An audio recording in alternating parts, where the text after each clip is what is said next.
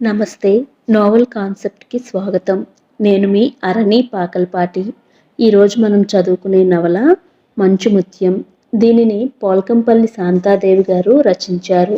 ఈమె గురించి కొంచెం క్లుప్తంగా. ఈమె 1942లో జన్మించారు. ఈమె తల్లిదండ్రులు సీతమ్మ, సూగూరి హనుమంతరావు గార్లు. ఈమె మహబూబ్ నగర్ జిల్లా పెబ్బేరు మండలంలోని శ్రీరంగాపూర్‌లో జన్మించారు. 1961లో మొదటి రచన అయిన 'ముక్తి మార్గం' కుసుమ హరనాథ పత్రికలో అచ్చయింది. వీరి రచనల్లో ఎక్కువగా సామాజిక సమస్యలను, స్త్రీ అవస్థలను రచించి సామాజిక చైతన్యాన్ని కలిగించే ప్రముఖ తెలుగు నవలా రచయిత్రిగా చెప్పుకోవచ్చు. ఈమె 40కి పైగా నవలలు రచించారు. ఇక కథలోకి వెళ్తే, వరండాలో అస్థిమితంగా పచారాలు చేస్తున్నాడు అశ్వత్థ. తెల్లవారుజాము నుండి నొప్పులు పడుతూనే ఉంది కామాక్షి. ఇంతవరకు ప్రసవం కాలేదు. బాధతో కూడిన ఆమె అరుపులు చెవిలో పడుతుంటే గుండెల్లో ఏదో గుచ్చుకున్నట్లుగా అల్లాడిపోతున్నాడు అశ్వత్థ. కాన్పు తేలిగ్గా అవుతుందా అమ్మా? లేకపోతే టౌన్కి బండి కట్టించనా? ఇప్పటికే 2-3 సార్లు అడిగాడు తల్లిని. తొలిచూలు కదరా, ఆ మాత్రం నొప్పులు పడడం సహజమే, కంగారేం లేదు అంది తల్లి. సృష్టిలో ఇంత వేదన దాగి ఉంటుందా? ఇంకా పెళ్లి కాని 25 ఏళ్ల బ్రహ్మచారి అశ్వత్థ హృదయంలో స్త్రీజాతి మీద జాలి తొణికిసలాడింది. కెవ్వున 2 సార్లు అరిచింది కామాక్షి. అశ్వత్థ ఊపిరి బిగబెట్టుకొని నిలబడ్డాడు. కేర్ కేర్మంటూ అప్పుడే ఈ లోకంలో పడిన శిశువు ఆక్రందన వినిపించింది. అశ్వత్థ చైతన్యం తెచ్చుకొని వాచి వంక చూశాడు. రాత్రి 2:30. తల్లి గబగబా వచ్చి, నీకు మేనగోడలు పుట్టిందిరా అని అంది. అశ్వత్థ పిల్ల పుట్టిన టైం కాగితం మీద నోటు చేయబోతూ, అమ్మా పిల్ల పుడుతూనే ఏడ్చిందా అని అడిగాడు. లేదురా, మంత్రసాని ముఖం మీద చన్నీళ్లు కొట్టాక గానీ ఏడవలేదు. పుట్టాక 3 నిమిషాలకి ఏడ్చింది. పిల్లను కడగడానికి వేన్నీళ్ళ కోసం ఆవిడ హడావుడిగా వెళ్ళిపోయింది. పిల్ల ఎలా ఉందమ్మా? అక్క రంగా బావరంగా? అశ్వత్థ కుతూహలంగా అడిగాడు. అక్క రంగేరా, పోలిక్ కూడా దానిదే వచ్చింది. తొలిసారిగా అమ్మమ్మ అయిన సంబరంలో ఆవిడ అడుగులు తడబడిపోతున్నాయి. పావుగంట తర్వాత తల్లి పిలువుగా అశ్వత్థ పురుటి గదిలోకి ప్రవేశించాడు. ముందుగా అతడి చూపులు అక్క మీద వాలాయి. నిన్నటిదాకా నెలలు నిండి బరువుగా తిరిగాడిన అక్కయ్య ఇప్పుడు బల్లిలా మంచానికి అంటుకుపోయింది. ఆమె ముఖంలో ఎంత అలసట ఉందో అంతకు మించిన సంతృప్తి కూడా ఉంది. ఆమె కళ్ళల్లో ఎంత మెరుపు. నన్నేం చూస్తావురా, పిల్లని చూడు అంది కామాక్షి చిరునవ్వుతో. దీని మీద నాకు చాలా కోపంగా ఉందక్కయ్య. ఎందుకురా? నిన్నెంత కష్టపెట్టిందో తెలుసా? కామాక్షి హాయిగా నవ్వుకుంది. తల్లి కాగానే అంత పెద్ద కష్టాన్ని ఎలా మర్చిపోతుందో ఆడది అంటూ ఆశ్చర్యంగా చూశాడు అశ్వత్థ. తెల్లటి గుడ్డలో తల్లి ప్రక్కన పడుకోబెట్టిన పిల్లను తేరిపారా చూశాడు. అదృష్టవంతురాలి అక్క. కామాక్షి ముఖం కొద్దిగా మలినమైంది. ఏం అదృష్టంరా, మగపిల్లవాడు కావాలని ఆయన ఎంతగా ఆశపడ్డారో. ఇది మనిషి చేసే బొమ్మ కాదు కామాక్షమ్మ, దేవుడు చేసే బొమ్మ.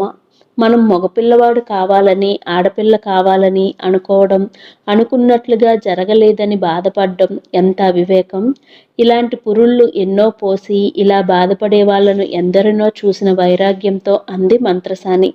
ఆడపిల్ల పుట్టిందని అదృష్టం అనలేదక్క. పిల్ల బావ రంగు పోలికలు తెచ్చుకోలేదని అన్నాను. ఈసారి కామాక్షి ముఖం చిరుకోపంతో ఎర్రబడింది. ఇప్పుడు బావగారి రూపురేఖలను వర్ణిస్తే లాభమేమిట్రా? నన్నిచ్చి పెళ్లి చేసినాడు రాలేదా ఈ ఆలోచన? అశ్వత్థ భయం అభినయించాడు. బాబోయ్, అక్కయ్యకు కోపం వచ్చింది. ఇప్పుడు కోపం తెచ్చుకొని నేనేం చేస్తాను చెప్పు అంది నవ్వుతూ. అక్కయ్య వివాహం ఆ నీలవర్ణుడితో జరపడానికి తమ బీదరకమే కారణం. కాస్త కలిగిన సంబంధం చూస్తే వాళ్ళు అడిగిన కట్న కానుకలు ఇచ్చే శక్తి లేక ఆమెకు 27 ఏళ్ళు వయసు వచ్చే వరకు వివాహం చేయలేకపోయారు. ఆమె ఎంత అందంగా ఉన్నా కట్నం లేకుండా చేసుకుంటామని ఎవ్వరూ ముందుకు రాలేదు. వచ్చిన వాళ్ళు ఆ పూటకే తినడానికి తిండి లేని గతి లేని వాళ్ళు. గడిచిన ప్రతి సంవత్సరం ఆమె వయసుకు తోడు అవుతుంటే అమ్మ ఎంత కుమిలిపోయేదో. ఇక ఇరుగు పొరుగు హేళనలు మాటలు సరే సరే. చివరికి వేణుగోపాల్ ఒక పెళ్లిలో ఆమెను చూసి కట్నం ఇవ్వకపోయినా పెళ్లాడతానని కబురు చేశాడు. పల్లె పట్నం కాని ఊళ్ళో ఎలిమెంటరీ స్కూల్ టీచర్గా పనిచేస్తున్నాడు అతడు. సొంత ఊళ్ళో చిన్న ఇల్లు కాస్త పొలాలు ఉన్నవాడు. ముఖ్యంగా తల్లి తండ్రి వెనుక ముందు ఎవ్వరూ లేని ఒంటరివాడు. అబ్బా, ఆ రంగు చూస్తే రాత్రి కల్లోకొస్తాడు. నేను చేసుకోలేను బాబు అంది కామాక్షి. ఎలాగో ఈ కన్నెచర వదిలించుకొని తల్లి. నలుపున్నాడని మాటే గాని ముఖం కలగానే ఉంది. ముఖ్యంగా ఒంటిగాడు. అత్తా మామ ఆడబిడ్డల పోరు ఉండదు నీకు అంటూ చేతులు పట్టుకుంది తల్లి. బలవంతంగానే ఒప్పుకుంది కామాక్షి. పెళ్ళైన 3 ఏళ్లకు ఒక పాపకు తల్లయింది. అశ్వత్థ కామాక్షి పిలుపుతో జ్ఞాపకాల తెరల నుండి యువతలకు వచ్చాడు అశ్వత్థ. ఉత్తరం ద్వారా తెలియచేసే కంటే నువ్వు స్వయంగా వెళ్ళి మీ భావన కొంచెం వెంట పెట్టుకు రావాలరా. నేను తీసుకువచ్చేదేమిటక్క, ఈ సంగతి తెలిస్తే మీ వారు స్వయంగా పరిగెత్తుకు వచ్చేస్తారు అన్నాడు హాస్యంగా. నల్లటివాడితో పెళ్ళేమిటని అసహించుకున్న అక్కయ్య పెళ్ళయ్యాక వేణుబావతో ఎంతో అన్యోన్యంగా కలిసిపోయింది. ఒక్కనాడు అతడి రూపురేఖల గురించి అసంతృప్తి పడినట్లు కనిపించలేదు. అక్కయ్యను అంతగా మురిపించి తన దాన్ని చేసుకున్న ఘనత వేణుబావ మంచి హృదయానికి చెందుతుంది. అలాంటి మృదు హృదయులు సౌమ్యులు చాలా అరుదుగా ఉంటారు. అశ్వత్థ ఆ రోజే బయలుదేరాడు బావగారిని తీసుకురావడానికి. నాకు మగపిల్లవాడు కావాలని చెప్పానుగా, ఆడపిల్లను కందా. నాకు కోపం వచ్చిందని రానన్నానని చెప్పు మీ అక్కతో. నీ మాటకు జవాబు మా ఊళ్ళో మంత్రసాని చెప్తుంది గాని పద పద రా బావా. చెప్పానుగా నేను రానని. రావద్దు, మధ్య నాకేం బాధ, నేను వెళ్తున్నాను. ఆగవోయ్, పిల్ల ఎలా ఉంది? అచ్చుగుద్దినట్లు నీ రూపంలోనే ఉంది బావా. నీ పెళ్ళి అయినంత సులభంగా నీ కూతురు పెళ్ళి కాదు. ఆ నల్లపిల్లని వదిలించుకోవాలంటే ఆమె ఎత్తుదనం నువ్వు సమకూర్చుకోవాల్సిందే. ఇక అయ్యవారి పాటలు ఆ శ్రీరామచంద్రుడికే ఎరుక. నిజం చెప్పాసు, పాప ఎలా ఉంది? బావగారి ఆతృత చూస్తుంటే అశ్వత్థకి నవ్వు రాసాగింది. భయపడకు బావా, పాప అచ్చుగుద్దినట్లు మా అక్క పోలికల్లో ఉంది. వేణు దుస్తులు మార్చుకొని తాళంకప్ప అందుకున్నాడు. ఎక్కడికి? బడికి వెళ్తున్నావా? పదవోయ్. బావమరిది భుజం మీద చెయ్యి వేశాడు వేణు. పాపని మీ అక్కని చూడకుండా పాఠాలు చెప్పడం కాదు కదా, ఇంకేమీ చెయ్యలేను. ఘోరం జరిగిపోయింది సుభద్రమ్మ. మీ అబ్బాయి అల్లుడిగారు వస్తున్న బస్సు రోడ్డు పక్క బొందలోకి దొర్లిపోయిందంట. 2 ఆడవాళ్ళు అక్కడికక్కడే చచ్చిపోయారంట. మీ అల్లుడిని హాస్పిటల్కి తీసుకువెళ్తుంటే దారిలో పోయాడంట. మీ అబ్బాయిని గాయాలతో హాస్పిటల్లో చేర్చారు. ఎవరో అవతల చెప్పడం వినిపించి పచ్చి బాలింత కామాక్షి లేవబోయి కళ్ళు తిరిగి పడిపోయింది. మళ్ళీ ఆమెకు తెలివి వచ్చేసరికి భర్త శవం వాకిటి ముందు అరుగు మీద పడుకోబెట్టబడి ఉంది. గాయాల నుండి రక్తం కారి గడ్డకట్టిపోయింది. ముఖం గుర్తుపట్టరానంతగా చెక్కలైపోయింది. కామాక్షి ఒక వెర్రికేక పెట్టి భర్త శవం మీద పడి ఏడవసాగింది. వేణు మంచితనం తెలిసిన అందరి మనసుల్లోనూ ఒకే ఒక్క ప్రశ్న. మంచివాళ్లకు మరణమే సాక్ష్యం అంటారే, మరి అతడింత దుర్మరణం పాలు ఎందుకయ్యాడు? అశ్వత్థ గాయాలు నయమై ఇంటికి తిరిగి రావడానికి 1 నెల పట్టింది. ఒక కాలు పోయి ఆ స్థానంలో కర్రకాలుతో అడుగుపెట్టిన అతడిని చూసి కడుపు తరుక్కుపోయినట్లుగా ఏడవసాగారు తల్లి అక్క. అశ్వత్థ ఇంటికి వస్తూనే మొదట చేసిన పని శాస్త్రిగారిని రప్పించి కామాక్షి బిడ్డ జాతకం చెప్పమని కోరడం. అతడి అనుమానం నిజం కాదన్నారు శాస్త్రిగారు. కానీ పిల్ల జాతకరీత్యా పుట్టింటికి శని, అత్తింటికి ఐశ్వర్యవంతురాలు. ఎంతో అపురూపంగా పెరగవలసిన పిల్ల, ఆ పిల్ల జాతక ఫలం తిట్లకు శాపాలకు గురి చేసింది. బారసాలు లేదు, నామకరణం లేదు, ప్రేమగా ఎత్తుకున్న వాళ్ళు లేరు. రక్తం పంచి ఇస్తున్న తల్లి కూడా చంపలేక బ్రతికిస్తున్నట్లుగా పాలు పట్టి పక్క మీద పడేస్తూ ఉంది. 6 నెలలు గడిచిపోయాయి. ఒకరోజు అశ్వత్థ అక్క దగ్గరికి వచ్చి ఇలా అన్నాడు. నేను ఒక మాట చెప్తానక్క, ఏమనుకోవు కదా? ఏమిట్రా అది? నిన్ను నీ బిడ్డను పోషించలేక ఇలా అంటున్నానని మాత్రం అనుకోకు. నువ్విక్కడే ఉండిపోతే వసంతపురంలో పొలాలు ఇల్లు నీ దాయాదులు ఆక్రమించుకునే ప్రమాదం ఉందని మీ ఊరి కరణం గారు ఇవాళ టౌన్లో కలిసి చెప్పారు. కామాక్షి ముఖం పాలిపోగా, పసిపిల్లతో నేనొక్కదాన్ని ఆ పల్లి కొంపలో ఉండగలనట్రా అంది కామాక్షి. నీకు తోడుగా అమ్మ కొన్నాళ్ళుండి వస్తుందక్క. మరి నీకు? నా గురించి ఆలోచన అనవసరం. ముందు నీ భవిష్యత్తు ముఖ్యం. నా ఇంట్లో ఉన్న కలో గంజో పోసి నిన్ను పెంచగలను, కానీ ఆస్తి ఇంకెవరో అనుభవిస్తే ఏమిటి లాభం? అయినా నువ్వొక్కదానివి కాదు కదక్క, పాప కూడా ఉంది. తల్లి తోడురాగా వసంతపురం వచ్చేసింది కామాక్షి. 30 ఏళ్ళకే మూడుబారిన కామాక్షి జీవితంలో 5 సంవత్సరాలు దొర్లిపోయాయి. ఏం చేస్తున్నావమ్మా కామాక్షి? పిల్ల మట్టిలో దొర్లి ఏడుస్తున్నదేమిటి? పిల్ల రెక్క పట్టుకొని లోపలికి వచ్చాడొక వృద్ధుడు. నుదుట విభూతి రేఖలు, భుజాల చుట్టూ కప్పుకున్న పల్చటి ఉత్తరీయం. చూడగానే మహాపండితుడు అనిపించేలా వర్చస్సు ఉందాయన ముఖంలో. ఆయన పేరు శటగోపం. పాలవెల్లి వాస్తవ్యుడు, పంచాంగకర్త. ప్రతి ఉగాది ముందు వచ్చి చుట్టుపక్కల ఊళ్ళల్లో పంచాంగాలు పంచుతాడు. పంటల మీద వచ్చి రైతులిచ్చిన ధాన్యం ప్రోగు చేసుకొని తీసుకువెళ్తాడు. ఎప్పుడు వచ్చినా కామాక్షి ఇంటికి రాకుండా, ఆమె ఇచ్చే మజ్జిగ తేట తీసుకోకుండా వెళ్ళడు. రండి తాతగారు, బాగున్నారా? పిల్లను కొట్టావా కామాక్షి?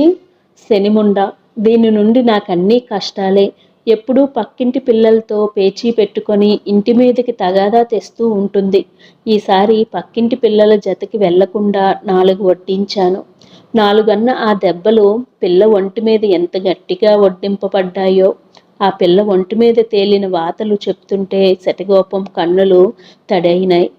ఆయన కాళ్ళు కడుక్కోవడానికి నీళ్ళిచ్చి, దాహం తీర్చుకోవడానికి మజ్జిగ తేట ఇచ్చింది. మీరు పెద్దవారైపోయారు తాతగారు. మీరింకా ఈ వృద్ధాప్యంలో తిరగకపోతే ఏమవుతుంది? మీకేం తక్కువ?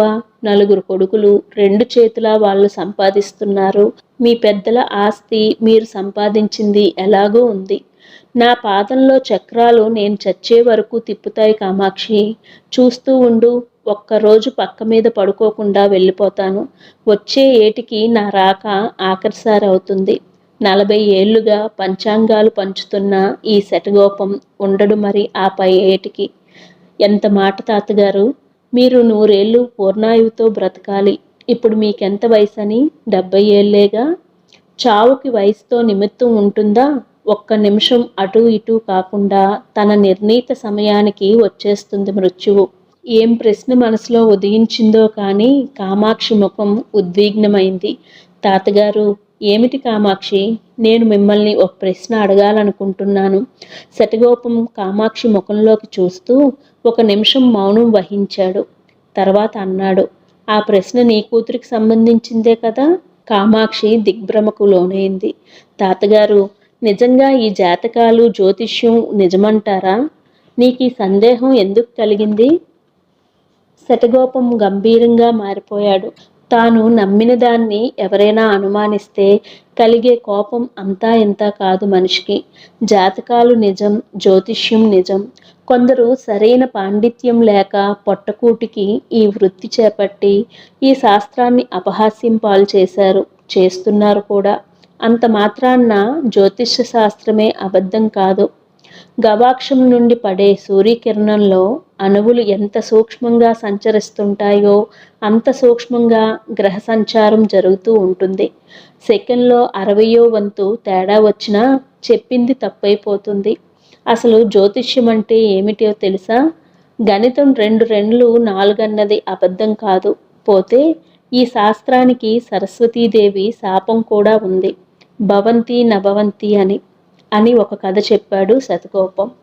దేవగురువైన బృహస్పతి, దానవ గురువైన శుక్రాచారి కలిసి సరస్వతీదేవి దర్శనార్థం బ్రహ్మలోకం వెళ్తారొకసారి. భారతి భవనాంతర్భాగంలో ఉంటుంది. ఏం చేస్తుంది అమ్మా అని పరిచారికలను అడిగితే సరిపోయేది. గణితం వేసి చూశారు. ఆ సమయంలో ఆమె స్నానమాడుతున్నట్టు తెలిసింది. కాసేపటికి ఆమె యువతలకు వచ్చింది. శుక్రుడిని బృహస్పతిని చూసి ఎప్పుడు వచ్చారు అని అడిగింది. ఇంతకు ముందే అంటే సరిపోయేది. సగర్వంగా మీరు స్నానం చేస్తున్నప్పుడు అని జవాబిచ్చారు. కాదా అని మళ్ళీ సంశయ నివృత్తి కోసం చూశారు. అమ్మ తెలుసుకుంది వాళ్ళ ప్రజ్ఞ. దానిని అంటిపెట్టుకుని ఉన్న అహంకారాన్ని కూడా గుర్తిస్తుంది. అప్పుడు శపిస్తుంది. భవంతి నభవంతి అంటే మీరు చెప్పే జ్యోతిష్యం కావచ్చు కాకపోవచ్చు అని. కామాక్షి కూతురు జాతకం తెచ్చి శటగోపం ముందు పడేసింది. నిజంగా ఇది తండ్రిని మింగిందా? ఆవిడ పూనకం పట్టిన దానిలా ఉంది. ఏమిటమ్మా, పిల్ల మీద ఈవేళ ఇంత కోపంగా ఉన్నావు అంటూనే జాతకం పరిశీలించడంలో నిమగ్నమయ్యాడు శటగోపం. కొద్ది నిమిషాల తర్వాత ఆయన తలెత్తాడు. కామాక్షి ఊపిరి బిగబెట్టుకొని ఆయన చెప్పే జవాబు కోసం నిరీక్షిస్తూ ఉంది. పిల్ల నిజంగా తండ్రి గండాన్న పుట్టిందంటే దాన్ని వాళ్ళు చంపేసేటట్టున్నారు. ఆయన ఆలోచించి అన్నాడు, ఓ పని చెయ్యు కామాక్షి. చెప్పండి తాతగారు. పిల్లకు వెంటనే పెళ్లి చేసేయ్. మీకు కూడా తమాషాగా ఉందా నా బ్రతుకు? కామాక్షి కోపం ఎక్కడికి ఎగిరిపోయిందో ఉప్పెనలా ఏడవసాగింది. శుభం పలికితే అదేమిటమ్మా, పరిహాసం కాదా తాతగారు? 6 ఏళ్ల పిల్లకి పెళ్ళేమిటి? పిల్ల పుట్టింటికి శని, అత్తింటికి భాగ్యశాలిని. నిరుపేదకిచ్చినా అతడు కుబేరుడే తీరాలి. అల్పాయుష్కు వాడైనా దీని మాంగల్య బలంతో పూర్ణాయుష్మంతుడవుతాడు. వెదకపోయిన తీగ కాళ్లకు అడ్డం పడినట్లుగా ఉంది శటకోపం పని. ఇంకో 15 రోజులైనా పట్టే తన సంచారాన్ని రద్దు చేసుకొని ఆ రోజే తిరుగుముఖం పట్టాడు. వచ్చారా మావయ్య? సమయానికి మీరు కూడా లేరే అని దిగులు పడిపోయాను. మీరు నచ్చ చెప్పితే ఆయన తప్పకుండా వింటారు. శటగోపం ఇంట్లోకి ప్రవేశిస్తూనే చిన్న కోడలు సుబ్బలక్ష్మి అందుకుంది. సంగతేమిటన్నట్లు చూశాడు శటగోపం. ఆడలేక మధ్యల ఓడు అన్నట్టు మనవాడు మొద్దు అయితే ఈ పల్లెటూరు చదువులు ఇంతేనంటూ వాడిని తీసుకుపోయి పట్నంలో కాన్వెంట్లో చేరుస్తానంటున్నారు మీ అబ్బాయి.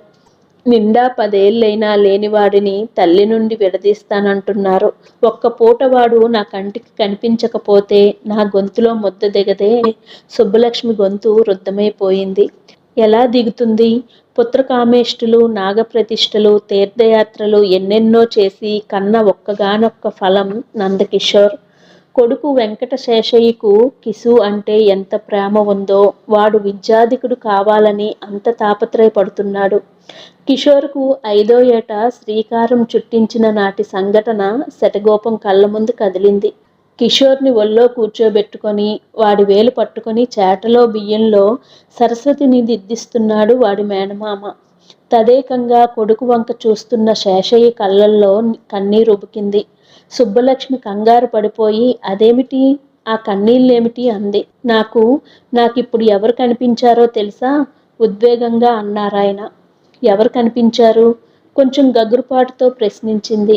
ఏ గాలో ధూళో కనిపించలేదు కదా అన్నట్టు. తెల్లకోటులో మెడలో సెతస్కోపుతో హుందాగా ఉన్న 25 ఏళ్ల పడుచు డాక్టర్ కనిపించాడే. డాక్టర్ ఎవరండి? మగడికి పిచ్చి పట్టిందనుకు మన నందకిషోర్ని డాక్టర్ని చేస్తానే. అలాంటి డాక్టర్ కాదే. విదేశాలకు పంపి చదివిస్తాను. పిల్లల మీద మరీ అంత ఆశలు పెట్టుకోకూడదు బావా. వాళ్ళు మన ఆశలు తీర్చలేనప్పుడు మనం పాతాళంలోకి కృంగిపోవలసి వస్తుంది అన్నాడు బావుమరిది. ఒక కార్యం రూపం ధరించాలంటే ముందు మనసులో ఒక ఆశయం అంటూ ఏర్పడాలి కదా. ఆశయం ఏర్పడడంలో తప్పు లేదు. ఆ ఆశయాన్ని కలల్లోకి తీసుకువెళ్తే ప్రమాదం. వీడు డాక్టరే అవుతాడో, ఇంజనీరే అవుతాడో, ఆఖరికి బడుద్దాయే అవుతాడో. ఏమంటున్నావు? నా కొడుకు బడుద్దాయి అవుతాడా? అలా ఎప్పటికీ జరగనివ్వను. వాణ్ణి నేను చాలా హద్దుల్లో పెంచుతాను. నేను అనుకున్నది సాధిస్తాను. డాక్టర్ నందకిషోర్ అన్న బోర్డు కట్టిస్తాను పట్టుదలగా అన్నాడు శేషయ్య. అదే పట్టుదలతో ఉదయమే కొడుక్కి స్నానం చేయించి ఉతికిన బట్టలు తొడిగి తానే బడికి తీసుకెళ్లి వదిలి వచ్చేవాడు.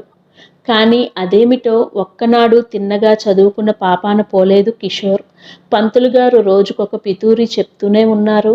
బాబు, మీ వాడు ఒత్త తొంటరండి. కూసే గాడిద వచ్చి మేసే గాడిదని చెడిగొట్టినట్లు వాడి సహవాసంతో మిగతా పిల్లలు చెడిపోతున్నారు. ఆ బడికి 4 ఏళ్లుగా పంపిస్తున్నా ఎక్కడేసిన గొంగలి అక్కడే ఉన్నట్టుగా ఉంది. విదేశాలకు వెళ్ళవలసిన తన కొడుకుని ఇలాంటి పల్లెటూరి బళ్ళలో చదివించడం తనదే పొరపాటు అనుకున్నాడు శేషయ్య. వాడిని కాన్వెంట్లో చేర్చి వస్తానని చాలా రోజుల నుంచి అంటున్నాడు. అది కార్యరూపం ధరించబోతున్నట్టుంది. కిషోర్ చదువు విషయంలో శేషయ్య ఎంత పట్టుదలతో ఉన్నాడో శటగోపానికి తెలుసు. ఈ విషయంలో తన మాట అతడు వింటాడని ఎంతమాత్రం ఆశ లేదు. పిల్లాడి వియోగానికి కోడల్ని సిద్ధపరచడమే తన కర్తవ్యం అనుకున్నాడు. కిసు చదువుకొని ఒక మనిషి కావాలంటే కొంచెం నీ మమకారాన్ని చంపుకోవాలి సుబ్బలక్ష్మి. వాణ్ణి సిటీకి పంపుతున్నాడే గాని దేశాంతరం పంపించడం లేదుగా. మీరు అదే మాట బాధతో అంది ఆమె. వాడు మీ పెంపకంలో ఉండేది ఇంకొక 6 ఏళ్ళు. అవతల మీ అన్నం వాడు తినడు. మావయ్య పిడుగుపడ్డట్టుగా నిశ్చేష్టురాలైపోయింది. 16వ ఏట వాడికి గండముంది. తప్పించుకోలేని గండం. అది తప్పించుకోగలిగితే 100 ఏళ్ళు బ్రతుకుతాడు. మామగారి మాట ఏనాడు అబద్ధం అవ్వలేదు కనుక ఈనాడు అబద్ధం అవ్వదు. తను నిస్సంతుగా అల్లాడిపోతుంటే ఎందుకేడుస్తావమ్మా? నీ కడుపున ఒక కాయ పండాలి, తప్పకుండా పండుతుంది. కాకపోతే కొంచెం ఆలస్యం అన్నాడు. తనకి 35వ ఏట కడుపు పండింది. నా మనవడు 16వ ఏట గండమనే గడసర్పం నోట పడకుండా ముత్తైదుతనం అనే ముంగీసును కనిపెట్టి వచ్చానమ్మా. ఈసారి నేను సంచారానికి బయలుదేరింది కన్యాన్వేషణకే. వసంతపురంలో అనుకోకుండా దొరికింది. జాతకం చూస్తూనే తెలిసిపోయింది. చెక్కు చెదరని ముత్తైదుతనంలో 90 ఏళ్ళు బ్రతుకుతుందని. తండ్రి లేడు, తల్లి పేదరాలు. కామాక్షికి సంబంధించిన వివరాలన్నీ తెలియచేశాడు. కిసుకిప్పుడు నిండా 10 ఏళ్ళైనా లేవు. వాడికిప్పుడు పెళ్ళేమిటండి? అలా తేలిగ్గా తీసివేయకు. వాడికి 16వ ఏట గండముందని మర్చిపోకు. అందుకే వాడికి పెళ్ళెందుకు అంటున్నాను మావయ్య. అల్పాయుష్కు వాడనే తెలిసి ఆ పిల్ల జీవితం నాశనం చేయడం ఎందుకు? కళ్ళలో నీళ్లు తిరగ్గా అల్పాయుష్కు వాడిని దీర్ఘాయుష్మంతుడిగా చెయ్యడానికే నేను తలపెట్టిన ఈ బ్రహ్మముడి. 16 ఏళ్ల తర్వాత కిషోరుడు బ్రతికితే నీ కొడుకుగా కాదు, ఆ పిల్ల మగడుగా బ్రతకాల్సిందే. తండ్రి ప్రస్తావన ఎంతమాత్రం నచ్చలేదు శేషయ్యకు. కానీ పూర్తిగా ఆయన మాట కొట్టి పారేయడానికి ధైర్యం చాలలేదు. తండ్రి ఏదైనా అంటే అది తప్పిపోవడం తనింతవరకు చూడలేదు. ఒకసారి తండ్రి తను పక్క ఊరు మీదుగా వస్తున్నారు. ఒక ఇంటి ముందు పందిట్లో పెళ్లి జరుగుతుంది. ఈ లగ్నం పెట్టిన వెధవ ఎవడో గాని దగ్ధయోగంలో పెట్టాడే అన్నాడు తండ్రి. మరునాడు తెలిసింది ఆ పెళ్లి వాళ్ళింట్లో అగ్ని ప్రమాదం జరిగిందని. వంటకని వేసిన పాకలు అంటుకొని ఆ గందరగోళంలో 2 ఒళ్ళు కాలి చావటానికి సిద్ధంగా ఉన్నారని. ఇలా ఆయన నోట వచ్చినవి ఎన్నో జరగడం చూశాడు. కానీ 10 ఏళ్ళైనా నిండని తన కొడుక్కి పెళ్లి చెయ్యాలంటే ఆయన మనసు అస్సలు అంగీకరించడం లేదు. 10 ఏళ్ల పిల్లవాడికి పెళ్ళేమిటి? నవ్వుతారెవరైనా. అయినా తను వియ్యమందాల్సింది ఒక బీద విధవరాలతోనా? తన కొడుకు గొప్ప డాక్టర్ అయితే ఏ గొప్పింటి నుండో చదువుకున్న కోడల్నే తెచ్చుకోవాలనుకున్నాడు. వివాహం విద్య నాసాయ అని ఇప్పుడు వాడికి పెళ్ళేమిటి నాన్నా అని మాత్రం అన్నాడు శేషయ్య. పెళ్ళవుతుందే గాని పిల్ల వ్యక్తురాలు కానిదే కాపురానికి తీసుకురాం కదా. పిలిచినప్పుడే వస్తుంది మనింటికి. ఒరే శేషిగా, నా మాట నవ్వుతాలుగా తీసుకోవద్దు. నేను బాగా ఆలోచించే ఈ నిర్ణయానికి వచ్చాను. తండ్రి ముందు తలవంచక తప్పింది కాదు శేషయ్యకు. అటు ఇటు పెళ్లి పెద్ద శటగోపమే అయ్యాడు. శనిముండ, తండ్రిని చంపిన ముండ ఇత్యాది పేర్లతో పిలువబడే కామాక్షి కూతురికి నందకిషోర్తో పెళ్లి కావడంతో పాటు యమునగా నామకరణం చేయబడింది. పెళ్లి అతి నిరాడంబరంగా జరిగింది. శేషయ్య రౌద్రంగా అటు ఇటు పచారాలు చేస్తున్నాడు. ఆయన కళ్ళలో కోపం చూస్తుంటే విశ్వామిత్రుడి కోపం ఇలాగే ఉంటుంది కాబోలనిపిస్తుంది. సుబ్బలక్ష్మి భయపడుతూ, ఇవాళ మీరు వాణ్ణి ఏం చేయదలుచుకున్నారు అంది. నరికి పోగులు పెట్టేస్తాను వాణ్ణి. నాగపూజలు, పుత్రకామేష్టులు, తీర్థయాత్రలు చేసి అందుకే కన్నామా వాణ్ణి. ఆవిడ కంఠం వణికింది. పరీక్ష తప్పాడు అంతే కదా. అంత మాత్రాన్న నరికి పోగులు పెడతారా? ముందు నువ్వు నోర్మి. ఒక్కగానొక్క నలుసు వరాల బుజ్జి అని గారాలు చేసి వాణ్ణి చెడగొట్టావు. బుద్ధి చెప్పబోయినప్పుడల్లా నాకు అడ్డు వస్తావా? కొడుకు పుట్టాడని సంతోషం కాదే, వాడు ప్రయోజకుడైనప్పుడు కదా మనం గర్వించాల్సింది. ఈ ఏటికి కాకపోతే వచ్చే ఏటికి పాస్ అవుతాడు. కాకపోతే కొంపలు మునిగేదేముంది? పొలాలున్నాయి, వ్యవసాయం చేసుకు బతుకుతాడు. నా ఆశయం తెలిసి కూడా నువ్వు మళ్ళీ అదే మాట. ఎద్దుతోక నేను పట్టుకున్నది చాలదా? వాడు చదవాలి. చూడగానే ఎవరబ్బాయి అని అడిగేటట్టుగా ఉండాలి. కొడుకు చదువు కోసం తానెన్ని పాటలు పడ్డాడు. ఇక్కడైతే చదువు రాదని భార్య శోకం లెక్క చేయకుండా ఊరి వాళ్ళు నువ్వెంత పిచ్చివాడివి శేషయ్య అని వెక్కిరించినా తీసుకువెళ్ళి సిటీలో కాన్వెంట్లో చేర్పించాడు. మధ్య మధ్య వాడిని చూడడానికి వెళ్ళినప్పుడల్లా హెడ్ మిస్ట్రెస్ మీ వాడితో పెద్ద చిక్కుగా ఉందండి అని మొదలుపెట్టేది. ముఖ్యంగా ఇక్కడ పాటించాల్సింది క్రమశిక్షణ. ఏదీ చెప్పినట్లు వినడు మీ వాడు. చదువు కూడా అంతంతే. అంటే తెలివి తక్కువ వాడని కాదు, నిజం చెప్పాలంటే అతడిది చాలా చురుకైన బుర్ర. నిర్లక్ష్యం, పొగరు ఎక్కువ. ఒక్క పిల్లాడని బాగా గారం చేసినట్లు ఉన్నారు మీరు. రాను రాను మీ పద్ధతులకు అలవాటు పడిపోతాడులేండి అని సర్ది చెప్పేవాడు శేషయ్య. ఫీజులకు వాటికే కాక విరాళంగా కూడా డబ్బు దండిగా ముట్ట చెప్పి వాడిని స్కూల్ నుండి వెళ్ళగొట్టకుండా చేస్తూ వచ్చాడు. ఇన్ని చేసి ఆయన ప్రయత్నాలన్నీ బూడిదలో పోసిన పన్నీరయ్యాయి. కొడుకు ఆగడాలు ఎన్ని సహించినా వాడు పరీక్ష తప్పిపోవడం మాత్రం సహించలేకపోతున్నాడు శేషయ్య. మగడు కొట్టాడని బాధ కాదు, తోటికోడలు నవ్వింది అన్నట్టుగా ఉంది ఆయన పరిస్థితి.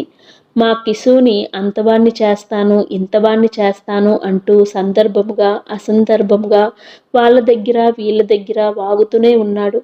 ఇవాళ వాడు స్కూల్ ఫైనల్ తప్పాడంటే నవ్వరు వాళ్ళంతా. శేషయ్య, నీ కొడుకుని ఇలాంటి అలాంటి డాక్టర్ని కాదు, గొప్ప డాక్టర్ని చేస్తానంటివే అని వెక్కిరించరు.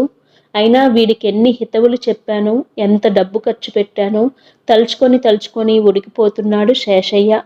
ఆ రోజు నిజంగానే కొడుకును నరికి పోగులు పెట్టాలన్నంత కోపంగా ఉన్నాడు. సుబ్బలక్ష్మి గుండెలు చిక్కబట్టుకొని చూడసాగింది. వీడు ఈ రాత్రికి ఇంటికి రాకపోయినా బాగుండును, ఈ కోపం రేపటికి తగ్గిపోతుంది. ఈ ఆలోచన రాగానే సుబ్బలక్ష్మి గబగబా అక్కడి నుండి కదిలి పెంటయ్య అనే నౌకర్ని పంపింది. కిషోర్ కనిపిస్తే ఈ రాత్రి ఇంటికి రాకుండా పెదనాన్ని ఇంట్లో తలదాచుకోమను. పెంటయ్య ఎటు నుండి వెళ్ళాడో గాని 5 నిమిషాలు మించకుండానే కిషోర్ ఇంటికి వచ్చాడు. కొడుకును చూస్తూనే శేషయ్య కొయ్య మీద చెర్నాకోలు చేతికి తీసుకున్నాడు. సుబ్బలక్ష్మి ఆర్తనాదం చేస్తున్నట్లుగా అరిచింది. కిసు, పారిపోరా, పారిపో, చేతికి చిక్కితే నిన్నాయన చంపేస్తాడు. పెద్ద పెద్ద అంగలు వేస్తూ చెర్నాకోలు జులిపిస్తూ తండ్రి తనకేసి రావడం చూశాడు కిషోర్. ఆయన చేతిలో చెర్నాకోలు ఎముడి పాసంలా, ఆయన ఎముడిలా కనిపించాడు. ఒక్క క్షణం నిలబడితే తండ్రి చేతికి చిక్కేవాడే. కిషోర్ పరిస్థితి ఊహిస్తూనే గిరుక్కున వెనుదిరిగి మెరుపులా దూసుకుపోయాడు. అమ్మయ్య, తేలిగ్గా గాలి పీల్చుకుంది సుబ్బలక్ష్మి.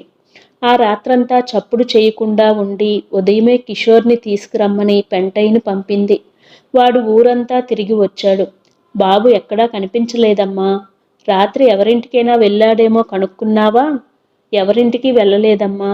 గుండె గుబేలు మంది సుబ్బలక్ష్మికి. చిన్నపిల్లాడా ఏంటి తప్పిపోవడానికి? శేషయ్య వెటకారం చేశాడు. వారం 10 రోజుల వరకు ఆయన కోపం చల్లారలేదు. చల్లారడం మొదలుపెట్టాక కొడుకును వెతకడం మొదలుపెట్టాడు. 10-15 రోజుల తర్వాత ఇంటికి చేరిన శేషయ్య ముఖంలో ప్రేతకల పడింది. కొడుకు జాడ ఎక్కడా తేలలేదు. సుబ్బలక్ష్మి ఆహాకారాలు అంతులేదు. ఏడుకొండలవాడా, వాడు క్షేమంగా ఇంటికి చేరుకొని తండ్రి, నీ కొండకు వచ్చి నిలువు దోపిడి ఇచ్చుకుంటాను. నీ సాక్షిగా ఒట్టు పెట్టుకుంటున్నాను. చదువు ఇక వాడి ప్రాణాలు తీయును. తన చిరకాల వాంఛకి ఆశయాలకి నీళ్లు వదులుకున్నాడు శేషయ్య. కొడుకు సురక్షితంగా కళ్ళబడితే చాలనుకుంటున్నాడు. రోజు వెనక రోజు గడిచిపోతుంటే ఆ దంపతుల హృదయంలో చీకటి చిక్కన కాసాగింది. బతుకులు బరువయ్యాయి. కిసు, ఎక్కడికి వెళ్ళుంటావు? ఎలా బ్రతుకుతావు నాయనా? వాడి మెడలో బంగారు గొలుసు, చేతికి వజ్రపు పొడి ఉంగరం ఉన్నాయి. అవి అమ్మినా ఈసరికి ఆ డబ్బు అయిపోయి ఇంటికి తిరుగుముఖం పట్టాలి. కిసు, ఎక్కడున్నావు నాయనా? ఇద్దరు హృదయాలు సమానంగా ఘోష పెడుతున్నాయి. అక్కయ్య, ఈ సంగతి విన్నావా? అప్పుడే ఊరి నుండి వచ్చిన అశ్వత్థ అన్నాడు. ఏ సంగతిరా? నీ అల్లుడు ఇంటి నుండి పారిపోయాడట. ఇప్పటికి 2 నెలల నుండి అతడి కోసం గాలిస్తున్నారట. నిన్న వాళ్ళ పెదనాన్న కలిసి చెప్పాడు. కిషోర్ పరీక్ష తప్పడం, తండ్రి మాటలనగా పారిపోవడం మొదలైన సంగతులన్నీ చెప్పాడు. కంగారు పడిపోయింది కామాక్షి. భర్త లేడు, ఆస్తి అట్టే లేదు, పిల్ల పెద్దయ్యాక దాన్నో ఇంటిదాన్ని ఎలా చేయగలనా అన్న చింత పీడిస్తున్న సమయంలో శటగోపం వచ్చి తనంతట తానుగా నా మనవడికి చేసుకుంటాను అని చెప్పినప్పుడు భగవంతుడికి పూర్తిగా నా మీద దయ తప్పిపోలేదు అనుకుంది కామాక్షి. అంత గొప్ప వాళ్లతో వియ్యమందడం అంటే భయం, ఆనందం సమపాలల్లో కలిగాయి. కానీ పెళ్లిలో వియ్యంకుడి ప్రవర్తన, ఆయన చూపే దర్పం కామాక్షిని పాతాళంలోకి కృంగిపోయేలా చేశాయి. తండ్రి మాట తీసివేయలేక ఈ సంబంధానికి ఒప్పుకున్నానని శేషయ్య పెళ్లికి వచ్చిన బంధువులతో అనడం కామాక్షికి తెలిసింది. ఈ సంగతి పెళ్లి అయిపోయాక తెలిసింది. లేకపోతే పెళ్లి జరగకుండా ఆపేది. అయ్యాక చేసేదేమీ లేదు. ఎంత బాధనైనా గుట్టుగా దిగమింగడం అలవాటు చేసుకున్న కామాక్షి కిమ్మనకుండా ఊరుకుంది. కానీ ఆమె మనసులో శంక పీడిస్తూనే ఉంది. పిల్ల వ్యక్తురాలయ్యాక వాళ్ళు వచ్చి కాపురానికి తీసుకువెళ్తారా లేదా అని. ఆ శంకే మనసులో ఓవైపు పుండులా నలుపుతున్న సమయంలో అల్లుడు పారిపోయాడన్న వార్త పిడుగుపాటైంది కామాక్షికి. పిడుగు మీద మరో పిడుగు పడింది. అసలు నీ బిడ్డకు జరిగింది పెళ్లి కాదక్కా, పెద్ద కుట్ర, ఆవేశంగా అన్నాడు అశ్వత్థ. ఆ శటగోపం చచ్చి బ్రతికిపోయాడు గాని లేకపోతే వాడి బుర్ర రామకీర్తనం పాడించేవాడిని. కుట్రేమిట్రా? శేషయ్య గారి వరాల పంట.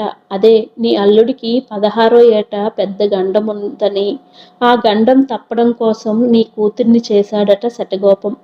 శటగోపానికి తన మీద ఉన్న అభిమానం చేతే కొడుకుని ఒప్పించి మనవడికి తన కూతుర్ని చేసుకున్నాడనుకుంది. అంత గొప్పవాళ్ళు తనతో అంత హడావుడిగా వియ్యమందడానికి అర్థం ఇప్పుడు తెలిసినట్టయింది కామాక్షికి.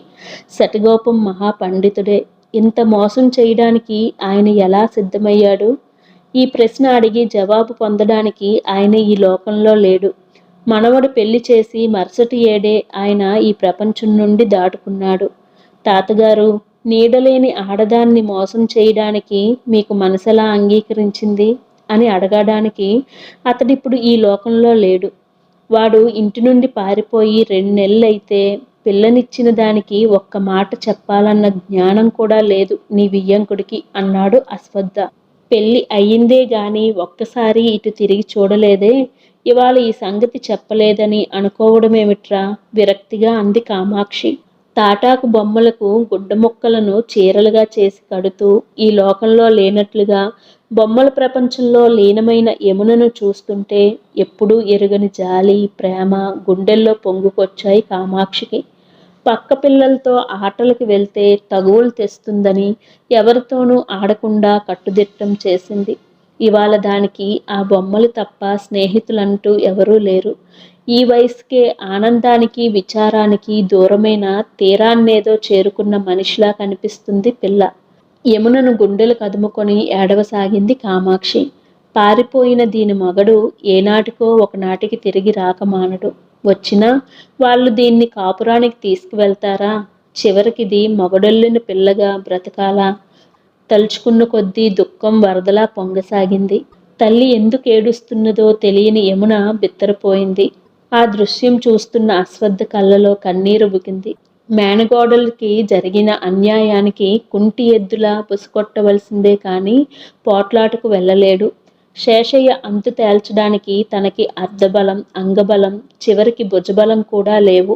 తన నిస్సహాయత మీద తనకే అసహ్యం వేయసాగింది అశ్వత్థకి. దుఃఖపు వెల్లువ కొంచెం తగ్గి స్థిమితపడ్డాక కామాక్షి అంది, మొన్న కొత్తపల్లి వాళ్ళు పిల్లనిస్తామని వస్తే ఎందుకు వద్దన్నావురా? ఈ అవిటివాడికి పెళ్ళొక్కటే తక్కువని? అలాగని ఈ ప్రపంచంలో కుంటివాళ్ళు, అవిటివాళ్ళు పెళ్లి చేసుకోవడం మానేస్తున్నారా? ఒక్కరి సంగతి నాకెందుకు? నా సంగతేదో నేను ఆలోచించాను. వాళ్ళు మనకంటే గర్భదరిద్రులు. ఎలాగో కన్నెచెర వదిలించుకోవాలని ఈ కుంటివాడికి పిల్లనిస్తామని వచ్చారు. ఈ అవిటితనానికి నేనే ఒకవైపు సిగ్గుపడుతున్నానే. ఈ బాధ మరో పిల్లకు పంచనా అక్క? మధ్యలో ప్రమాదవశాత్తు వచ్చిన అవిటితనానికి నువ్వేం చేస్తావురా? ఈ ప్రపంచంలో నా అంటూ ఒకరు లేకపోతే బ్రతకడం కష్టం. అశ్వత్థ, అమ్మ ఆరోగ్యం కూడా బాగాలేదు. రేపు ఆప్యాయంగా చూసే అమ్మ కూడా ఉండదు. ఈ అక్క ఉన్నా లేకున్నా ఒకటే నీకు. ఎటువంటి వాడికైనా తన వారంటూ ఉండాలిరా మనిషికి. వద్దక్క, నా స్వార్థం కోసం ఒక ఆడపిల్లను బలిపెట్టలేను. డాక్టర్లు నా కాలు తీసేసిన రోజే నా జీవితానికి పెళ్లి లేదని అనుకున్నాను. నన్ను ఇలాగే బ్రతకనివ్వండి. నాలో లేనిపోని ఆశలు రేపకండి. అతడి గొంతు ప్రాధేయపూర్వకంగానే కాదు, శాసిస్తున్నట్లుగా కూడా ఉంది. తమ్ముడి ముఖంలోకి పరిశీలనగా చూసింది కామాక్షి. ఎంత మారిపోయాడు అశ్వత్థ! ఆ బస్సు ప్రమాదం జరగకముందు ఎలా ఉండేవాడు? చంద్రుడికైనా మచ్చ ఉండేదేమో గాని తనకు లేనట్టుగా ఉండేవాడు. కొండల్ని పిండి చేసే బల సంపద, ఆడపిల్లల్ని సమ్మోహితుల్ని చేసే సౌందర్యం ఉండేది. ఇప్పుడేమయ్యాయి అవి? పెరిగిన గడ్డం లోతుకుపోయిన చెంపల్ని కప్పి ఉంచలేకపోతుంది. పచ్చని పసిమి నల్లరంగు అలుముకుంది. 35 వయసుకే 50 వృద్ధుడిలా నీరసించిపోయాడు. ఆ కళ్ళలో చోటు చేసుకున్న దిగులు తన కడుపులో దేవుతుంది. ఆ ప్రమాదం నా పసుపు కుంకుమల్ని తుడిచివేయడమే కాదు, వెన్నెల విరియాల్సిన నీ జీవితాన్ని నల్లటి మసిని పులుముకుంది కదరా. కామాక్షి గుండె బరువెక్కిపోయింది. కథ కొనసాగుతుంది. మీకు నచ్చినట్లయితే లైక్ చేయండి, షేర్ చేయండి, సబ్స్క్రైబ్ చేయండి. నమస్తే.